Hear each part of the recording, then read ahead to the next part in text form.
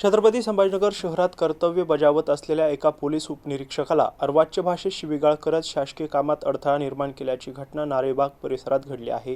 विशेष म्हणजे आरोपीने चक्क पोलिसाच्या गाडीची चावी हिसकावून घेत त्यांना तिथून हकलून लावण्याचा प्रयत्न केला। या प्रकरणी सिटी चौक पोलीस ठाण्यात गुन्हा दाखल करण्यात आला आहे। मिळालेल्या माहितीनुसार सिटी चौक पोलीस ठाण्याचे पोलीस उपनिरीक्षक राहुल विलास शिंदे हे 22 मार्च रोजी दुपारी तपासाच्या कामासाठी नारळबाग येथील जेपी इंटरनॅशनल हॉटेल परिसरात गेले होते।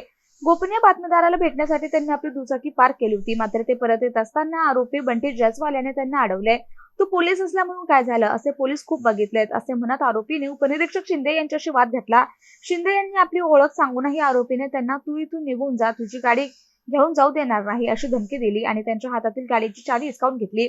त्यानंतर शासकीय कामात अडथळा निर्माण केल्याप्रकरणी वरिष्ठ पोलीस निरीक्षकांच्या आदेशानुसार आरोपी बंटी जयस्वाल याच्यावर सिटी चौक पोलीस ठाण्यात गुन्हा दाखल करण्यात आलाय। या प्रकरणाचा पुढील तपास सहाय्यक पोलीस निरीक्षक मनोज शिंदे करतायत।